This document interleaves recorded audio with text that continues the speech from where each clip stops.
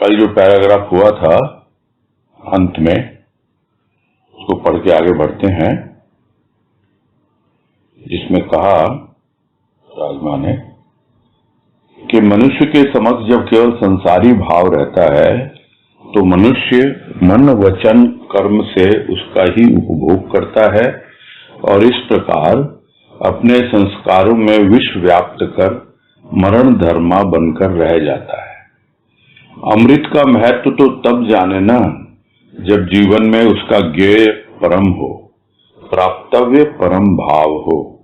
परम भाव में मगन होता वही जो अमृत का पान करता है और वही जान पाता है कि मैं अमृत पुत्र हूं, इतना ही नहीं अमृत स्वरूप हूं।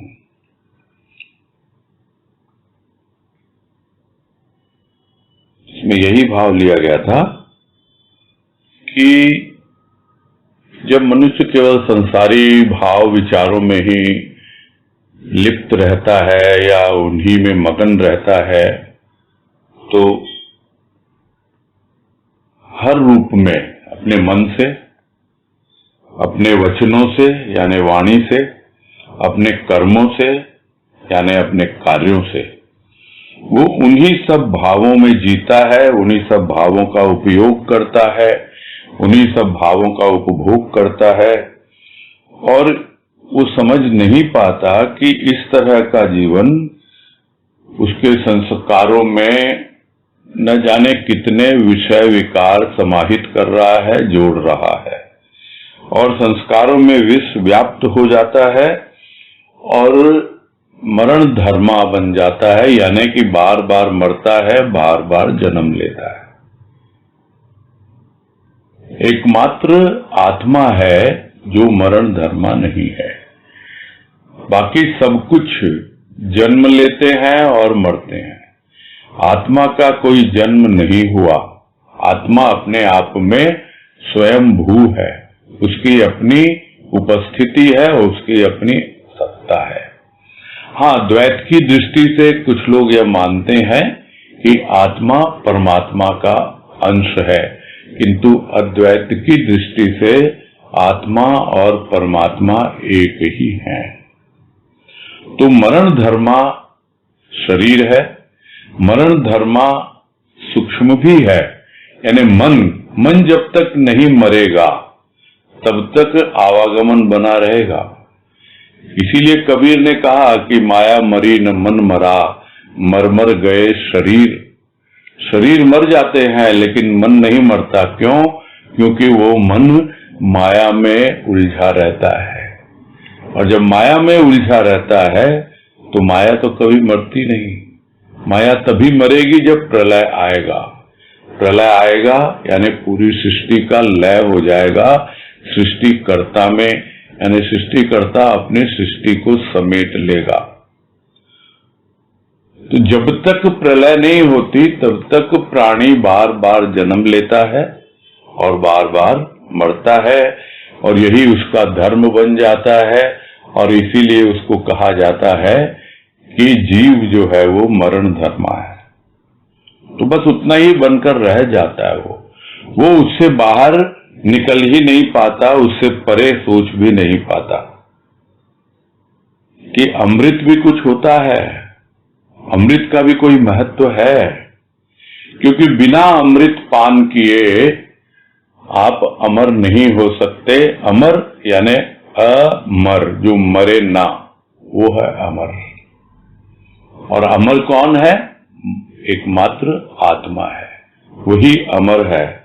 तो वो जो अमृत का महत्व यानी उस अमरता का, उस आत्मा का महत्व तो वो तब जानेगा जबकि उसका ज्ञेय यानी जानने योग्य जो कुछ वो जानता है वो बड़ी भौतिक विद्याएं सीख लेता है, बहुत कुछ जानता है। वो कोई इंजीनियर बन जाता है, कोई चार्टर्ड अकाउंटेंट, कोई लॉयर, कोई कुछ, और बहुत कुछ ज्ञान है उसको, बहुत कुछ उसने जान लिया। तो उसका ज्ञेय जो था वही तो जाना ना, यानी जो उसे लगा कि मुझे जानना है। किंतु यह जो जाना, यह जो विद्या उसने सीखी, यह विद्या कौन सी विद्या है? तो गुरुदेव ने बतलाया बाबा बलदेव वाणी में कि यह है उदर पोषणी विद्या।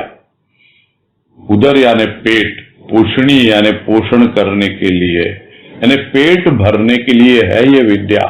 जो भी हमने अभी तक सीखी है और हम ये समझते हैं हम बहुत बुद्धिमान है, बहुत ज्ञानी है। क्यों? क्योंकि हमारे लिए ज्ञेय क्या था? जो था हमने उस पर आगे कदम बढ़ाया और वही मन वचन कर्म से पूरे संसारी भाव में हम लगे रहे, क्योंकि वही हमारे लिए ज्ञेय था, वही हमारे लिए जानने योग्य था कि किससे कैसे व्यवहार करना है, कौन से अवसर पे किसको क्या भेंट करनी है, किससे क्या उम्मीद रखें, किससे कम इन्वॉल्व करें, किससे ज्यादा। इन सब मामले में बहुत चतुर है इंसान, खूब विवेक है उसका, चलता है। अगर नहीं चलता है तो अध्यात्म में नहीं चलता। क्यों? क्योंकि वो उसका ज्ञेय नहीं है। तो वो अमरता का महत्व, आत्मा का महत्व तब न जानेगा जब उसका ज्ञेय परमात्मा हो, परम हो, यानी उसके बाद कुछ जानने को रहे ना। परम क्या है? परम यानी दैट इज द एंड, उसके बाद कुछ बचता नहीं है, जिसको गुरुदेव ने कहा कि कर्म ज्ञान का अवसान, यानी कुछ ऐसा कर्म करे जिसके द्वारा जो जानना है उसको जाने, और जब उसको जान लिया तो ज्ञान का भी अवसान हो गया। तो उसका ज्ञेय यदि परम हो तभी वो अमृत का महत्व जान पाएगा, और उसका प्राप्तव्य परम भाव हो। और जिस दिन वो पा लेगा उस परम भाव को, वो कब पाएगा? जब वो अपने ज्ञेय को उपलब्ध हो जाएगा, यानी ज्ञाता, ज्ञान और ज्ञेय, ये तीनों एक में समा जाएंगे। ज्ञाता यानी जिसने जाना, ज्ञान यानी जिसके द्वारा जाना, और ज्ञेय जिसको जानना था उसको भी जान लिया। तो अब क्या बाकी रह गया? अब वो परम भाव बाकी रह गया, जिस भाव के द्वारा उसके जीवन में वो ज्ञान आया था। तो वो परम भाव वही उसके लिए है, वो महत्व समझ गया अब अमृत का। वो महत्व समझ गया कि मेरा क्या है जानने योग्य मुझे और क्या है मुझे प्राप्त करने योग्य, और उसके बाद में वो मगन हो जाता है परम भाव में। क्यों? क्योंकि उसने अमृत का पान किया है, और अमृत का पान किया है और धीरे धीरे समझ में आने लगा उसे कि मैं कौन हूं, मैं अमृत का पुत्र। तो यहां द्वैत का भाव है, यानी मैं हूं तो आत्मा, किंतु मैं परमात्मा की संतान हूं, उसका अंश हूं।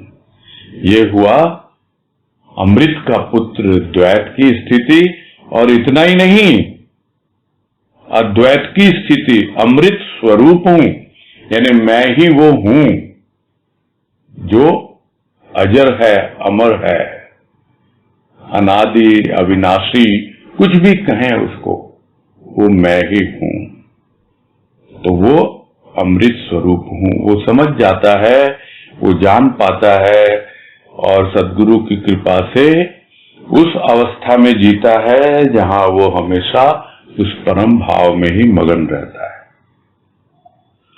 आज कह रहे हैं रूप व्यर्थ नहीं, किंतु रूप में किस प्रकार के भाव कार्य कर रहे हैं यह विचारणीय है।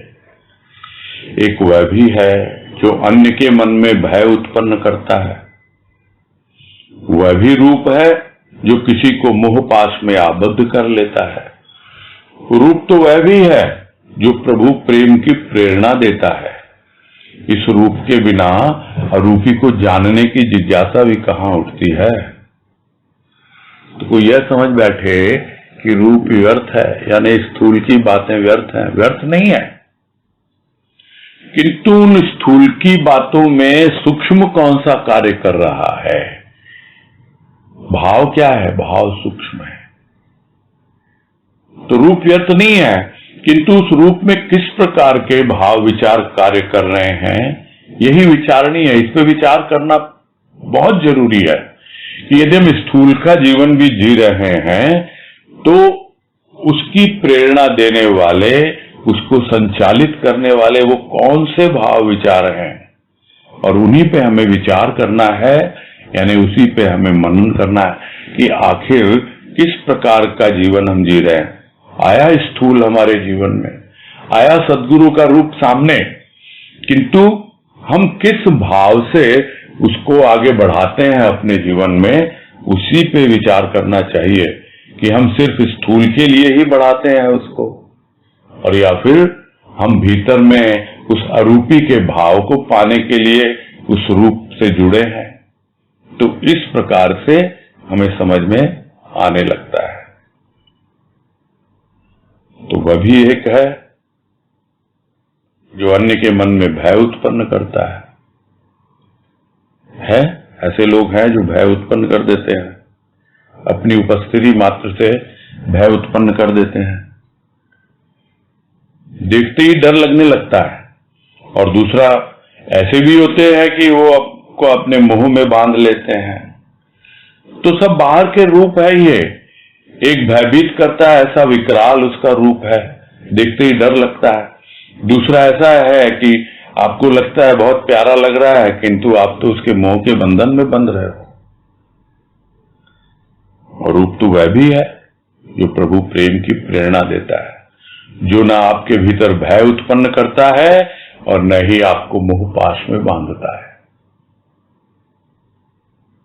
प्रभु के प्रेम में रमा रहता, वो उसी में रमण करता है। इसलिए जब कभी भी उस रूप का बाहर से भी अवलोकन करता है प्राणी, देखता है उसको, तो उसके भीतर भी प्रभु प्रेम की ही प्रेरणा उत्पन्न होती है।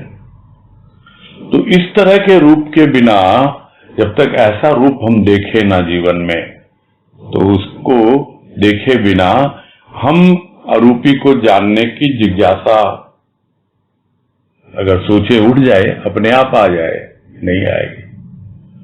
कुछ देखें, कुछ सुने, कुछ पढ़ें, किसी न किसी रूप में जो हमें प्रभु के प्रेम की प्रेरणा दे, यानी वो स्थूल का भाव, चाहे हमें इन आंखों से रूप में दिखलाई दे, चाहे इन कानों से हमें शब्द के रूप में सुनाई दे,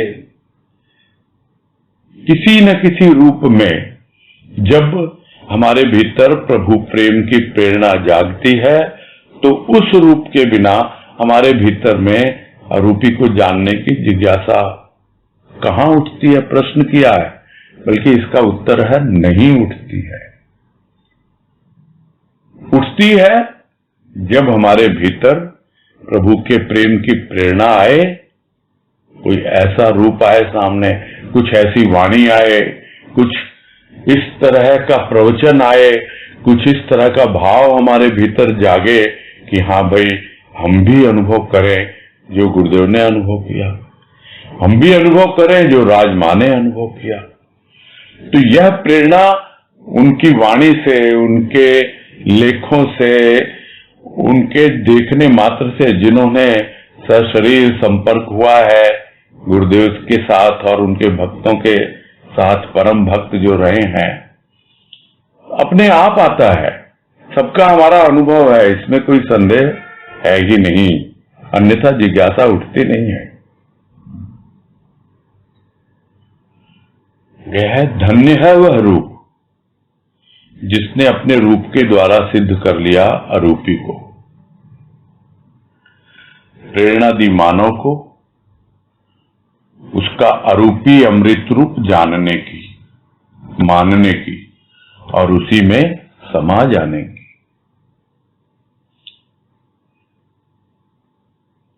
तो धन्य है वह रूप, धन्य हो जाता है प्राणी भी, धन्य हो जाता है वह रूप भी जिसने अपने इस रूप के द्वारा, यानी स्थूल जीवन धारण करने के बाद इसी मानव शरीर में, स्थूल शरीर में अरूपी को सिद्ध कर लिया। सिद्ध क्या होता है? सिद्ध वो होता है जब, जो बातें पहले भी हो चुकी हैं, कि जब साधन, साधक और साध्य तीनों एकाकार हो जाते हैं।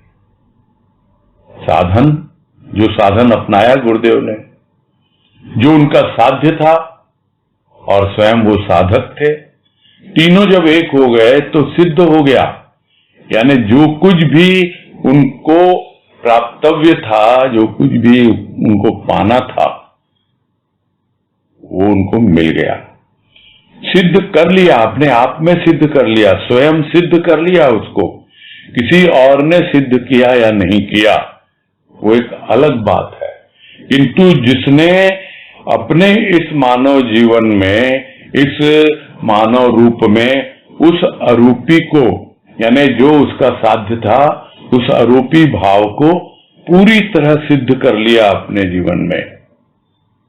और प्रत्येक मानव का, अगर यह कहा जाए, अतिशयोक्ति नहीं होगी कि प्रत्येक मानव का यह जन्म सिद्ध अधिकार है। यह अधिकार देके भेजा है परमात्मा ने उसको।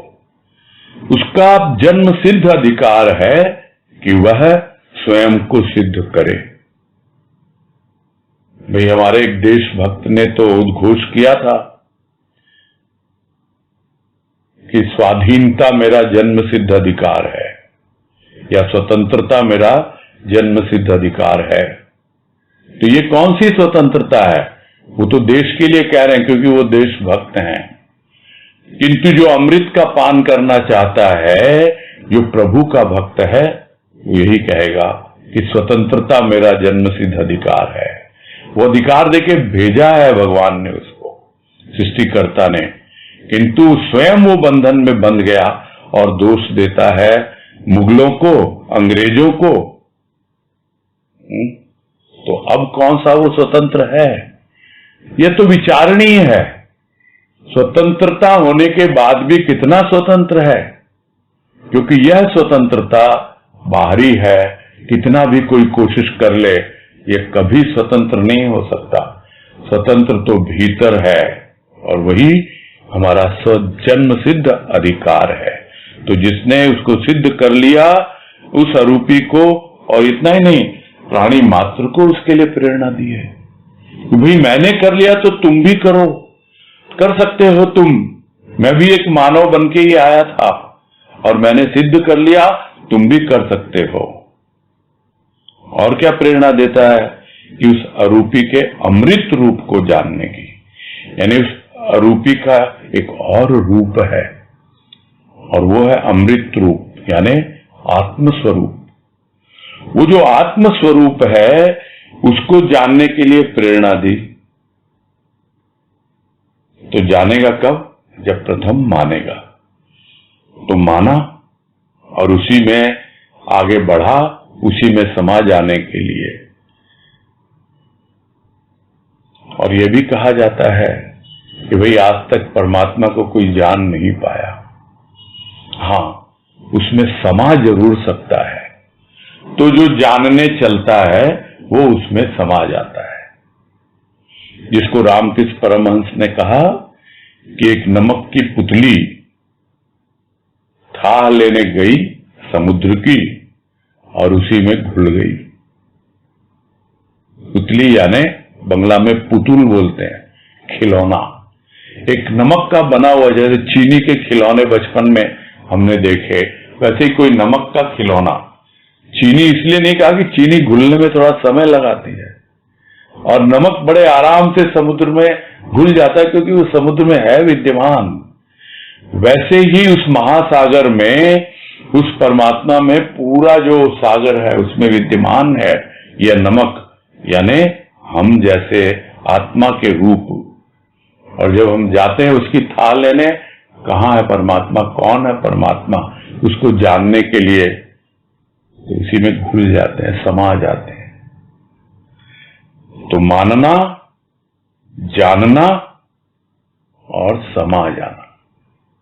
जब पूरा होगा समय, यानी जीवन की अवधि, तो कहीं और नहीं जाएगा वो, फिर वो उसी में समा जाएगा।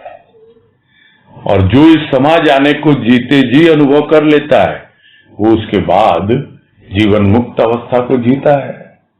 अब उसे कोई बंधन नहीं है, क्योंकि बंधन में कौन, मोह पास में कौन बांधता है? यह बाहरी रूप। उसने तो भीतरी रूप भी समझ लिया, उसने तो स्वरूप को भी समझ लिया, उसका भी अनुभव कर लिया। अब कौन उसे बांध सकता है? अब तो वो जीवन मुक्त अवस्था जीता है। आगे है, इष्ट और भक्त के संबंध की दृढ़ता संपूर्ण बंधन काट फेंकती है। यदि बंधन है संसार का, तो यही समझना कि अभी प्रिय के साथ संबंध में शिथिलता है। शिथिलता में अनुराग कहां? और तीव्र अनुराग के अभाव में वैराग्य कहां?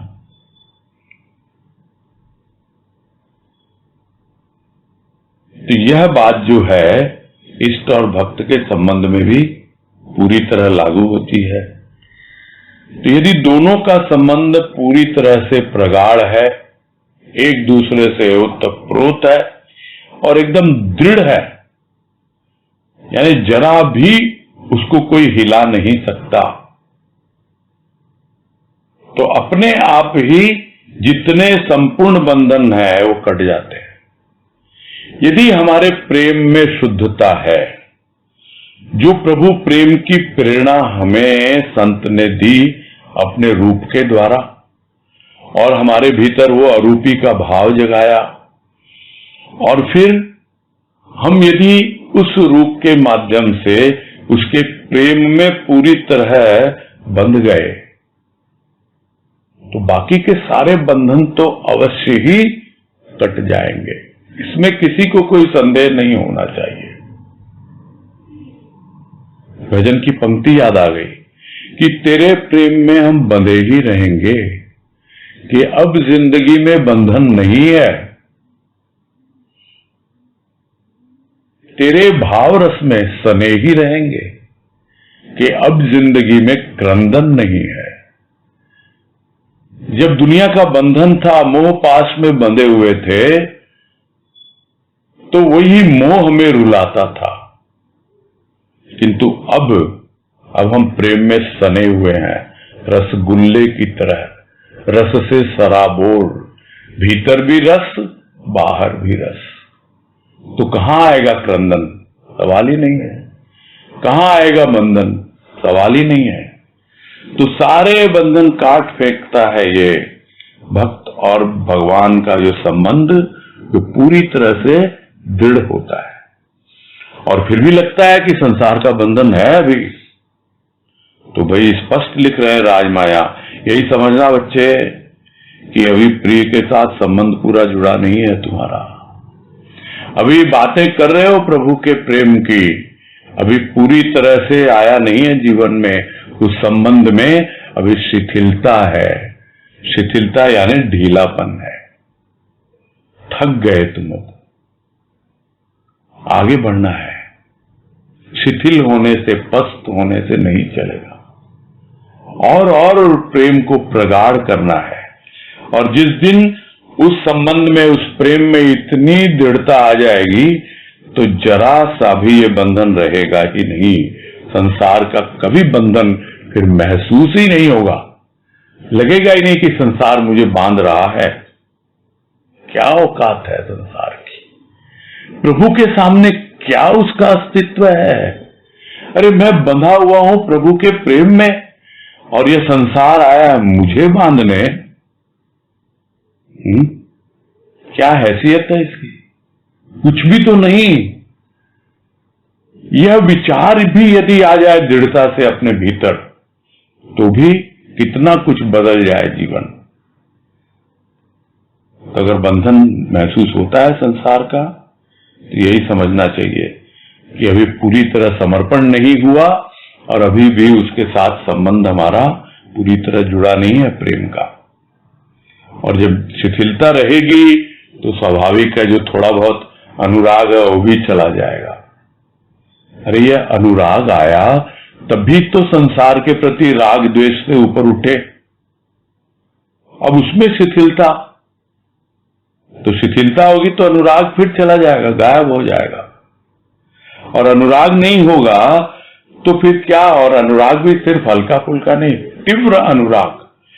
तीव्र अनुराग नहीं होगा, उसका अभाव रहेगा, तो फिर वैराग्य कैसे होगा? ये वैराग्य ही तो है, प्रभु के प्रति अनुराग और संसार के प्रति वैराग्य। ये बात तो पहले भी राजमा ने बतलाई है और ये कोई नई बात नहीं है, गुरुदेव ने भी यही कहा है। जिसको बाबा कहते हैं स्वतः त्याग या वैराग्य, कब आता है वो? जब पूरी तरह प्रभु से प्रेम हो जाता है, अपने आप ही वो अनुराग इतना बढ़ जाता है, तीव्र हो जाता है कि फिर संसार के प्रति राग द्वेष रहेगा नहीं और अपने आप वैराग्य घटित हो जाता है।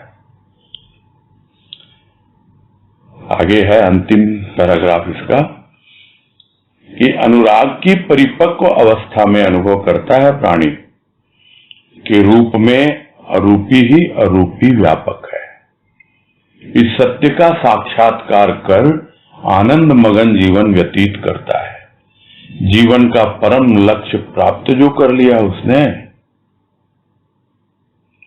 तो अनुराग की यह एक परिपक्व अवस्था है जब पूरी तरह से अनुराग भीतर में व्याप्त हो जाता है और परिपक्व हो जाता है। तो क्या होता है कि चाहे कोई भी रूप देखे, यानी स्थूल का कोई भी क्या कहा जाए प्रसंग हो, कोई भी बातें हो, हर एक के अंदर वो उस अरूपी ही अरूपी का अनुभव करेगा। किसी को भी देखे, किसी भी देवी देवता को देखे, उसमें अपने इष्ट की ही अनुभूति पाएगा। वो चेहरा नहीं बदलता, अनुभव बदलता है। वही प्रेम भाव क्यों उसके भीतर है, हमेशा हमेशा है, और वही प्रेम और भाव की प्रगाढ़ता है, परिपक्वता है। तब पता लगता है उसको कि भाई अब मेरा जीवन कैसा बीत रहा है। हो गया, अमृत पान कर लिया, जान लिया अमृत का पुत्र हूं। इतना ही नहीं, यह भी जान लिया कि अमृत स्वरूप हूं। यही तो सत्य से साक्षात्कार है। और फिर जो जीवन है वो तो आनंद मगन होके है। तो वही तो उसके जीवन का परम लक्ष्य था, वही तो उसके लिए ज्ञेय था, वही उसके लिए प्राप्तव्य था। सब कुछ उसे उपलब्ध हो गया, तो क्यों ना वो आनंद मगन होकर जीवन व्यतीत करे। यही अवस्था है, यही क्या कहा जाए पराकाष्ठा है, जहां पर हम अनुभव कर पाते हैं कि जीवन कैसा होता है संतों का, और वो भक्त जो संत की कृपा से उसके साथ एकाकार हो जाते हैं, उनका जीवन कोई अंतर नहीं रहता। तो ये लेख तो यही संपूर्ण होता है। अब अगला लेख प्रारंभ करेंगे और उसका शीर्षक है संकल्प। और यहां फुटनोट में लिखा हुआ है कि कलकत्ता सत्संग सदन की रजत जयंती पर प्रकाशित पुस्तक प्रेमोपहार से संकलित। उसके पहले के लेख भी यहां लिखा नहीं है, किंतु यह लेख है, संकलित है। ये भी भावकण में, भाव सुमन में जो कलकत्ते से ही प्रकाशित होती रही हैं, वहां पर राजमा ने लेख जो लिखे वो सब लेख थे। और यह लेख जो है, यह रजत जयंती कलकत्ता सत्संग सदन की हुई थी।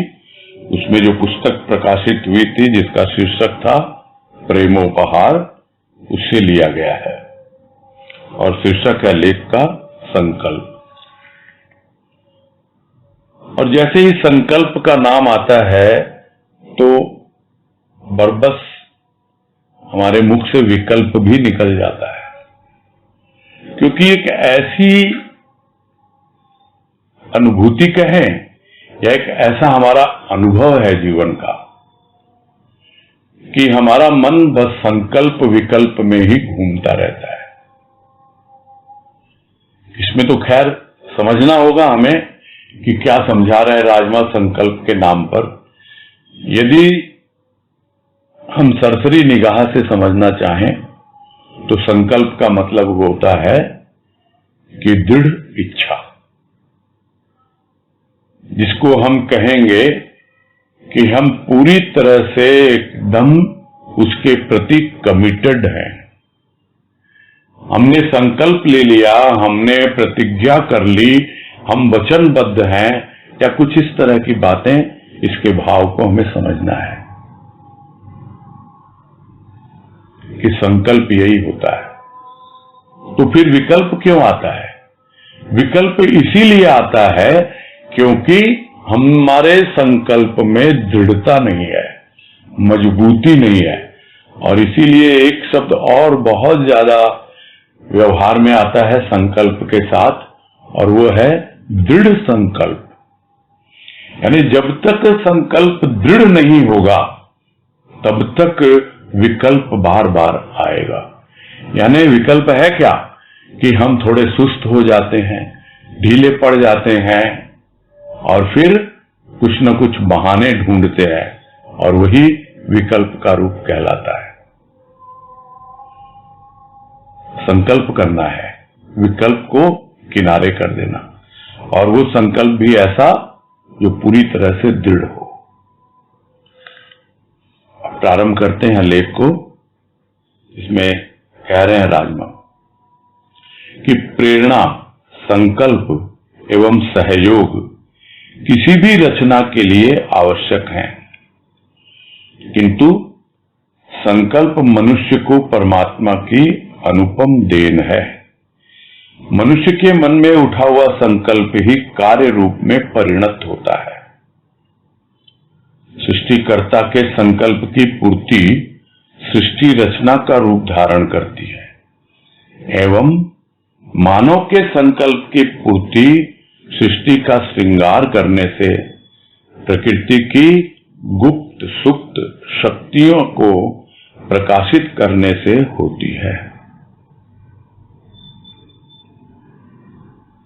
तो यहां पर प्रथम वाक्य में ही 3 चीजें हैं। प्रथम है प्रेरणा, फिर है संकल्प, और फिर है सहयोग। तो जब तक मन में प्रेरणा नहीं उठती तब तक वो संकल्प जो है संकल्प नहीं होता। वो मन में बस विचार बन के घूमता रहता है।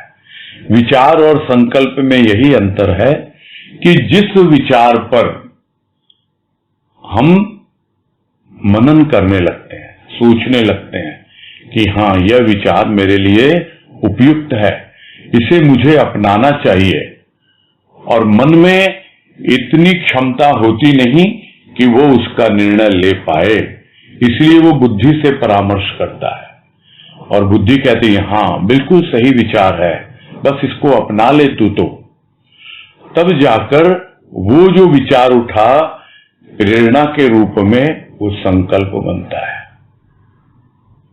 और वो संकल्प जब आगे बढ़ता है तो उसे सहयोग चाहिए। किसका सहयोग चाहिए? किसका कॉपरेशन चाहिए? सबका, स्थूल का भी, सूक्ष्म का भी। स्थूल में चाहिए जो भी हमारे आसपास हैं, चलो उनका मिले या ना मिले। स्थूल में जो भी हमारी कर्मेंद्रियां ज्ञानेंद्रियां हैं उनका सहयोग मिले, और उसके बाद जो भी हमारा मन, इसके अलावा बुद्धि चित्त अहंकार, सबका सहयोग मिले। नहीं तो कौन कब आकर के हमारे संकल्प को विकल्प के रूप में बदल देगा पता नहीं लगता। शरीर शिथिल हो गया, सुस्त हो गया, क्या सारा संकल्प धरा रह गया, शरीर ने ही सहयोग नहीं किया, तो जो कुछ भी रचना कुछ करना चाहता है, कुछ नया बनाना चाहता है। रचना क्या है? कुछ नया। तो उसके लिए आवश्यक है, ये तीनों चीजें आवश्यक है, प्रेरणा, संकल्प एवं सहयोग, तीनों चाहिए। किंतु संकल्प तभी दृढ़ होता है जब उसको समझ में आता है कि अरे परमात्मा की ये बहुत ही महती कृपा है मुझ पर कि मैं थोड़ा संकल्प कर पा रहा हूं। यह तो एक परमात्मा की अनुपम देन है। प्रेरणा भी मिलती है लोगों को और हो सकता है सहयोग भी मिल जाए, किंतु उनका संकल्प ही डगमगा जाता है।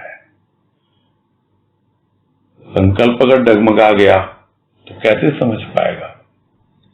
तो समझना चाहिए कि मनुष्य को परमात्मा की एक अनुपम देन है ये।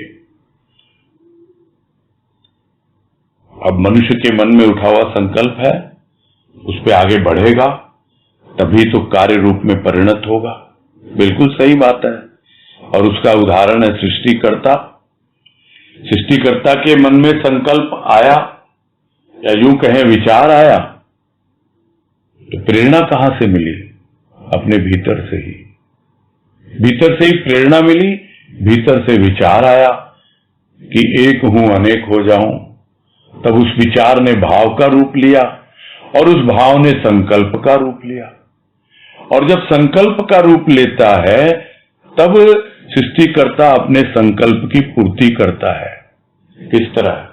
सृष्टि की रचना करके।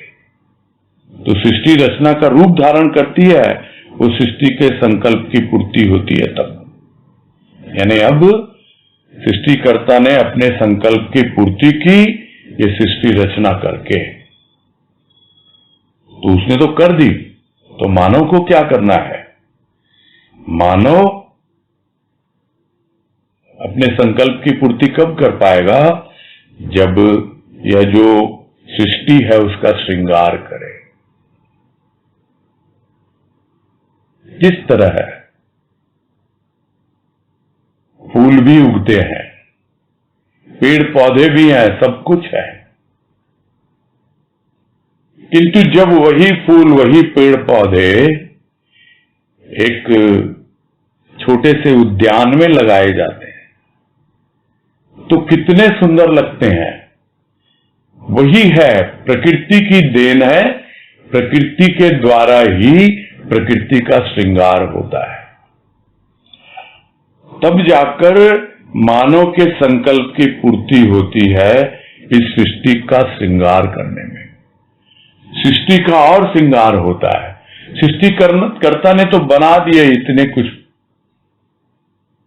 अलग अलग रूपों में, किंतु यह तो संत ही होते हैं जो मानव रूप धारण करके आते हैं और इस तरह एक छोटा सा गुलशन, एक बगिया लगाते हैं और प्रकृति को और सजाते हैं और उसका श्रृंगार करते।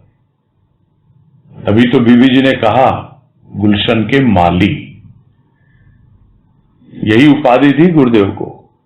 कैसा सुंदर गुलशन तेरा है गुलशन के माली।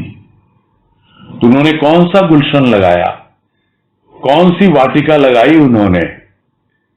इस सत्संग की वाटिका, और इसके द्वारा उन्होंने प्रकृति का श्रृंगार किया है और अपने संकल्प की पूर्ति की उन्होंने कि मैं कुछ ऐसा करके जाऊं ताकि बाद में जो कोई भी आए इस उपवन में, इस नंदन कानन में, इस मधुवन में,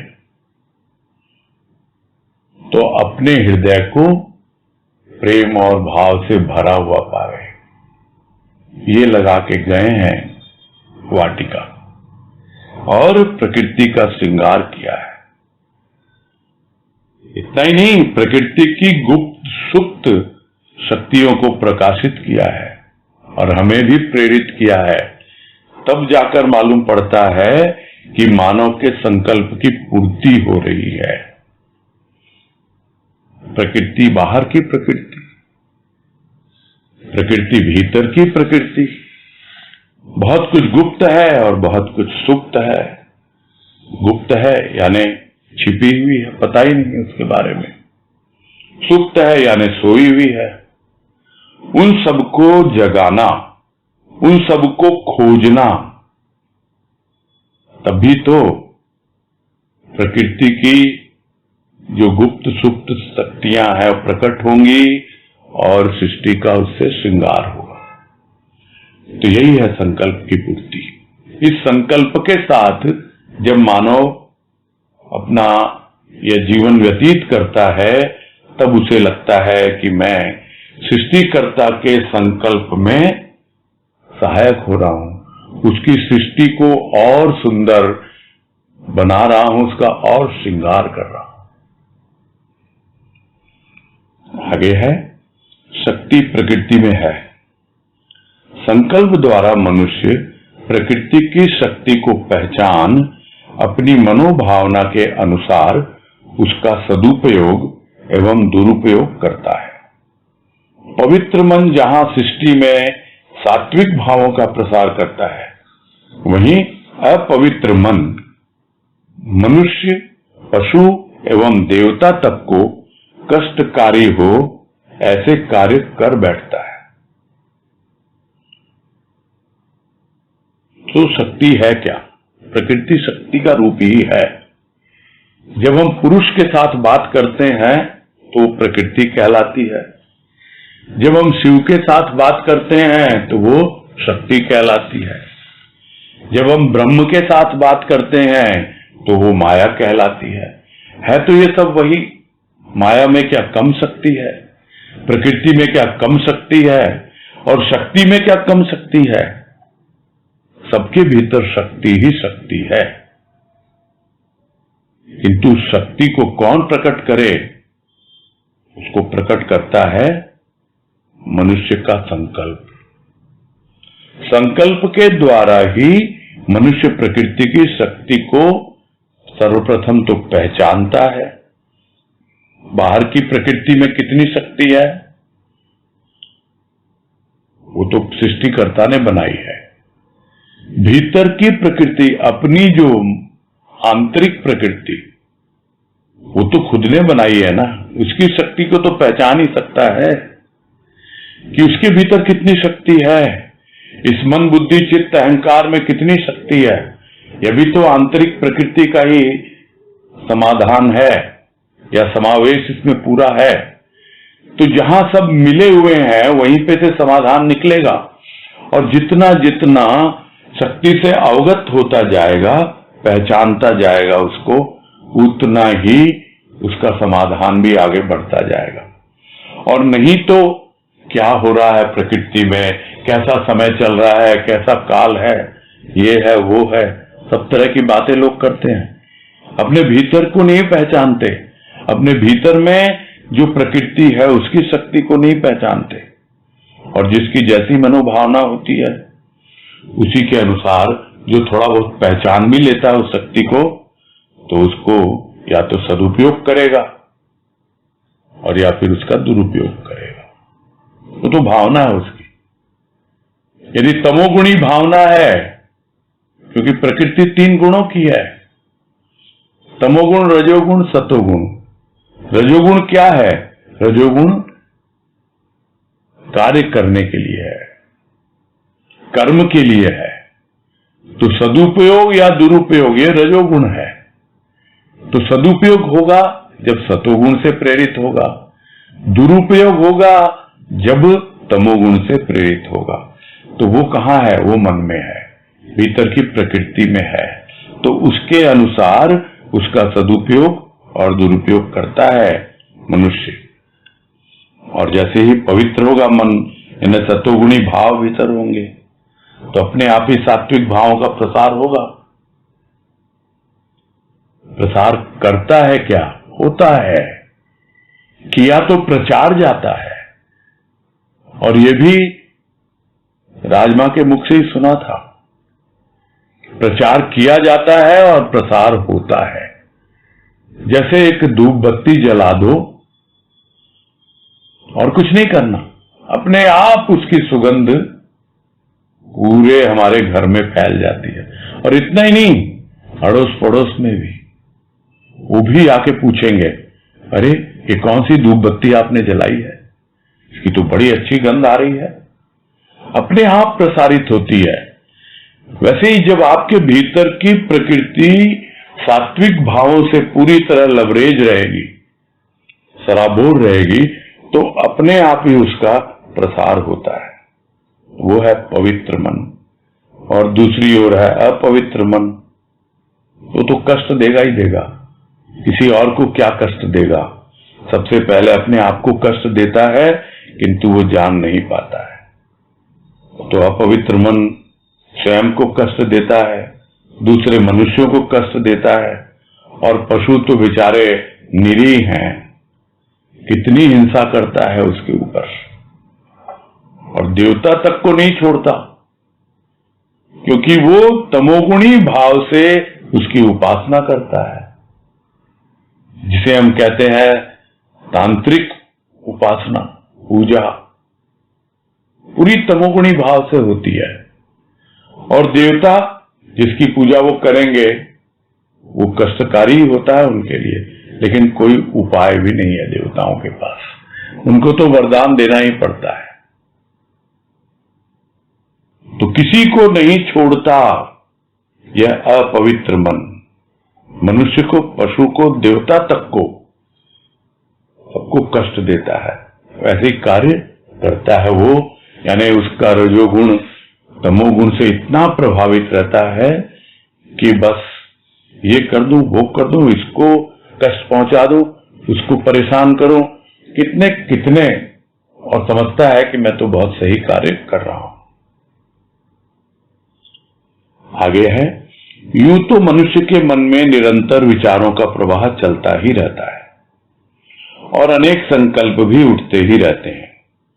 कुछ संकल्प इतने पुष्ट होते हैं कि कार्य रूप में परिवर्तित हो जाते हैं, तो कुछ यूं ही छोटी छोटी लहरों के समान मन में ही विलीन हो जाते हैं। कुछ संकल्प ऐसे भी होते हैं जो मानव जीवन को बिल्कुल नया ही रूप प्रदान करते, निर्बल को बल देते एवं डाकू को भक्त बनाकर उसकी जीवन यात्रा का परिवर्तन कर नई ही रचना करवा लेते हैं। तो कहने को तो विचार चलते ही रहते हैं मन में, आ रहे हैं, जा रहे हैं,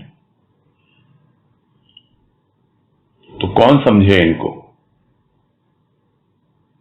कोई फुर्सत नहीं है, समझने की फुर्सत नहीं है। जो आएगा विचार एकदम मन को पूरी तरह प्रभावित कर देगा, तब जाके समझ में आता है। तो प्रवाह तो चलता ही रहता है।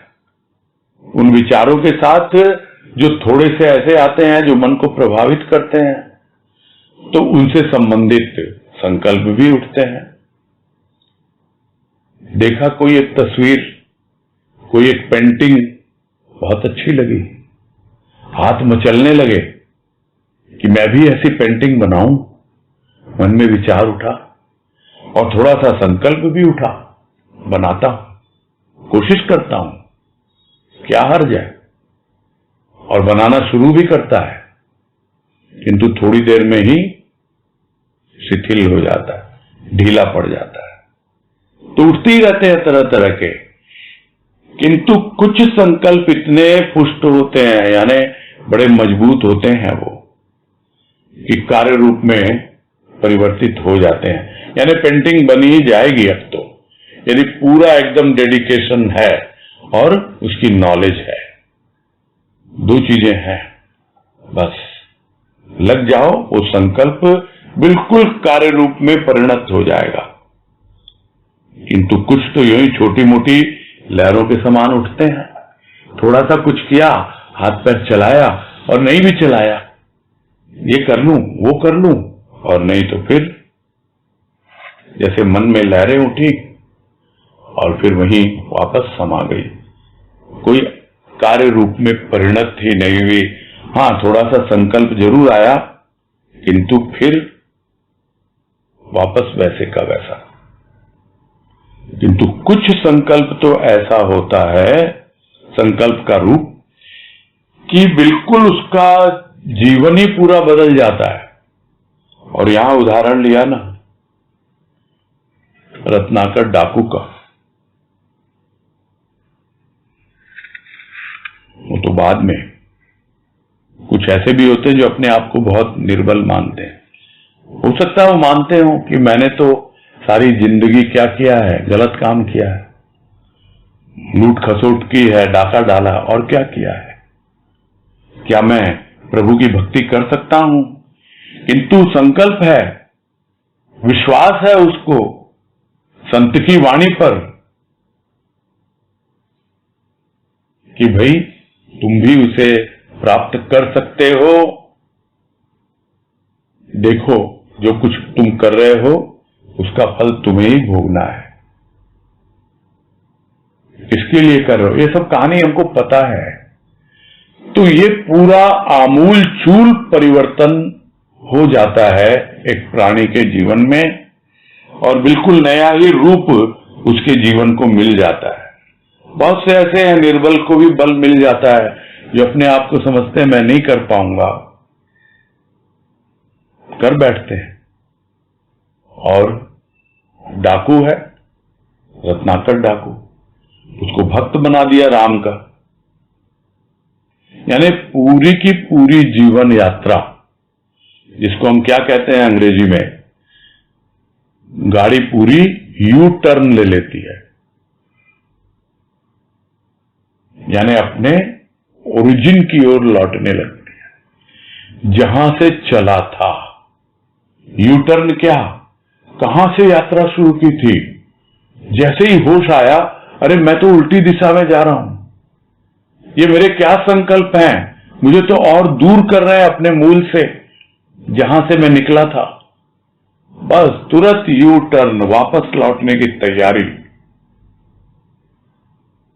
तब समझ में आता है कि उसकी जीवन यात्रा नई दिशा की ओर है एकदम, और कुछ ऐसी रचना हो जाती है फिर, जैसे वाल्मीकि बन गया रत्नाकर, और रचना की संस्कृत में रामायण की, जिसने क्या कोई पढ़ाई लिखाई की थी पता नहीं, रामायण की रचना की। यह तो बहुत बाद में उस रामायण को यानी राम कथा को पॉपुलर किया तुलसीदास जी ने रामचरितमानस के रूप में। ओरिजिनल रामायण तो संस्कृत में लिखी हुई है वाल्मीकि की, और यह भी कहा जाता है कि वो राम के जीवन काल की ही बात है, यानी त्रेता युग की बात है। इधर राम अपनी लीला कर रहे हैं और उधर वाल्मीकि उसको अपने सूक्ष्म के आंखों से देखकर लिखते हैं। और इतना भी कहा जाता है कि ऋषि वाल्मीकि के आश्रम में ही सीता जी आई थी जब उनको निष्कासित कर दिया गया था अग्नि परीक्षा के बाद। खैर, समझने की बात इतनी है कि जीवन यात्रा पूरी तरह से परिवर्तित हो जाती है। कुछ ऐसे संकल्प भी होते हैं जीवन में। आगे है, किसी को मारने, किसी को काटने, किसी को लूटने का भी संकल्प था, और यह भी संकल्प था कि नाम जप कर नामी की कथा ही लिख डालूंगा। पहला संकल्प यदि जीवन को विकृत कर रहा था, तो दूसरा संकल्प ऐसी कृति तैयार करवाता है कि उसका लाभ त्रिकाल में भी प्राणी को मिलता रहे। तो एक संकल्प पहला, तो उसकी बातें तो हम कर चुके हैं अभी पहले ही, किसी को मारना, काटना, लूटना, तो उसके लिए भी संकल्प तो चाहिए ना, नहीं तो वो तो डगमगा जाएगा, खुद ही डर जाएगा तो दूसरे को क्या डराएगा। दूसरे को मारने चला है और खुद ही डर गया, तो पहले ही मर गया, है ना। वही तो सुना, ये बहुत प्रसिद्ध डायलॉग कि जो डर गया वो मर गया। तो खुद ही यदि डर गया, डरे क्यों? क्योंकि संकल्प ही ठीक से नहीं था, दृढ़ संकल्प नहीं था, इसलिए डर गए, भयभीत हो गए। पूरा होगा कि नहीं होगा, संशय आ गया। और फिर संकल्प आया, वो भी ये क्या हुआ? सिर्फ एक दिशा परिवर्तन हुआ और कुछ नहीं हुआ। नाम जाप करके और राम की कथा ही लिख डाली उन्होंने। तो एक पहला संकल्प था, वो जीवन को विकृत कर रहा था, और यह दूसरा संकल्प जो एक ऐसी रचना तैयार कर देता है, ऐसी कृति रामायण के रूप में, और उसका लाभ तीनों काल में, यानी उनके सामने भी, उनके पहले भी, उनके बाद भी, तीनों काल में प्राणी उठाता रहे। यही है संकल्प की शक्ति, यही है संकल्प का रूप। यही पूरा करते हैं।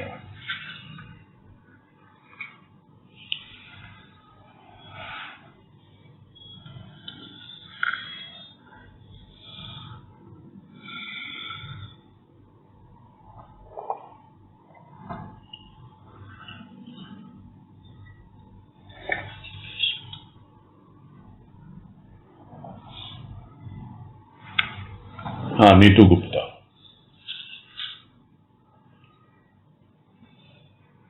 हरिओम भैया। हाँ हरिओम, बोलिए। हाँ, ऐसे मन में यही आ रहा था कि प्रश्न तो जो होता है सो होता है, क्योंकि हमें पता है कि प्रश्न तो बोलते हर प्रकार से हल कर ही देते हैं, चाहे हम पूछे या न पूछे, वो भीतर की अवस्था में आकर प्रश्न का निवारण आज नहीं तो कल कर ही देता है। बस मन में यही भावना आ रही थी कि हम अपने सत्यों से जुड़े रहें, अपने अंतर के आवरण जुड़े रहें, और हमारा अंतर के आवरण खुलते रहें, हमें एहसास कराते रहें। बाकी तो सब वो करता ही है, क्योंकि हमारे में दम नहीं कि हम अपने अंतर के आवरण एवं स्वयं हटा सकें। बस हम तो हर समय उसके आगे झुककर कृतज्ञ ही हो सकते हैं। बाकी तो सब उसी की कृपा से, उसी की देन पर निर्भर करता है। वो हमें किस प्रकार अपने योग्य बनाता है, हमें तो सिर्फ धैर्य रखकर उसके समय का इंतजार करना है। क्योंकि उसका तो इतना विशाल भंडार है कि अब कितना भी भरिए फिर भी अधूरी ही रहती है। यदि हमारे अंदर बहुत कमी है, उसे हमें पूरा करूँ। नहीं, सब तो आपने बता ही दिया ना। बस वही है, सब तो बता ही दिया आपने। वही तरीका, और कुछ नहीं है। मन में आ रहा था कि कृपा तो है ही ना उसकी, कोई डाउट ही नहीं है उसमें तो। बस वही है, व्याकुलता रहती है मन में, एक तड़प रहती है। हाँ, वो व्याकुलता ही तो आगे बढ़ाती है, वो तो अच्छी बात है, उसमें कोई खराबी थोड़ी है। मन में भाव आ रहा था कि प्रश्न तो जो है वो आज नहीं करूँ, बस यही है कि उसकी कृपा स्कूल से। हाँ नहीं, ठीक है, ये तो बहुत अच्छी बात है।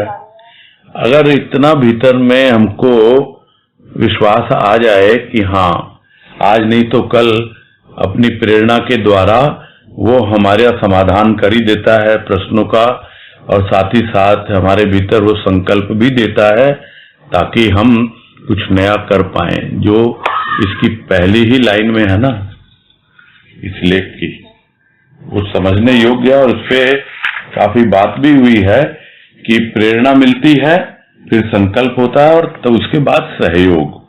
सहयोग जो है वो बहुत जरूरी है, दूसरे का मिले या न मिले, लेकिन हमारे अपने जितने भी स्थूल और सूक्ष्म के उपादान है, उनका सबका सहयोग मिलना बहुत जरूरी है।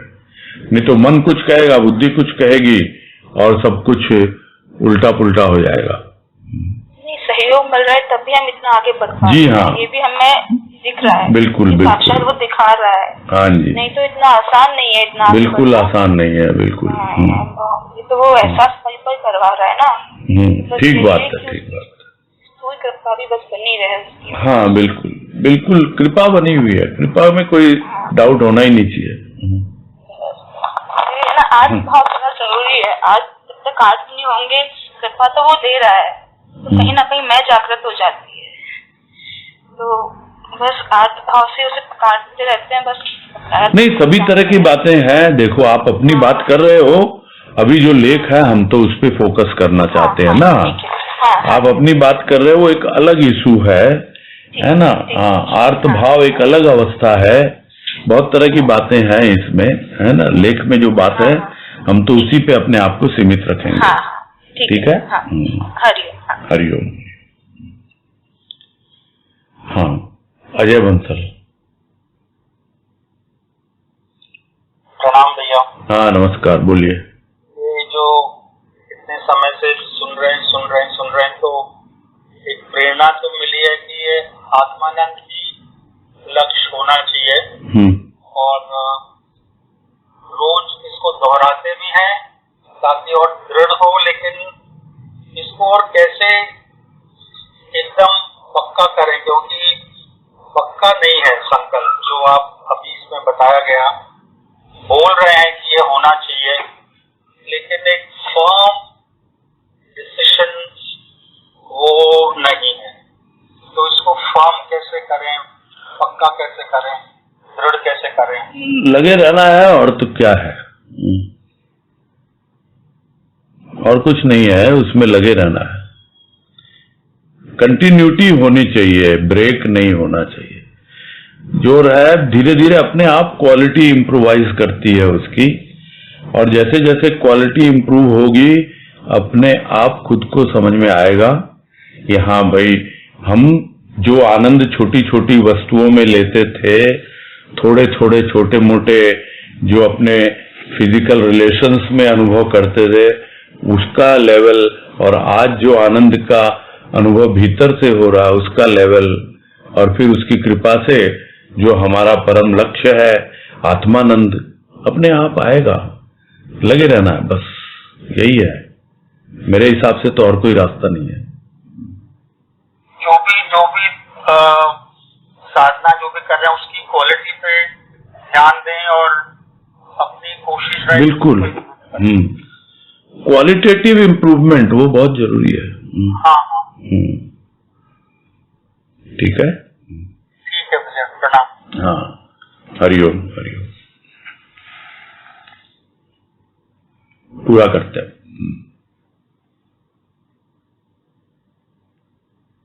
ठीक है राजे। हरिओम। हाँ, हरिओम हरिओम हरिओम हरिओम। सबको हरिओम। सबको हरिओम। हरिओम।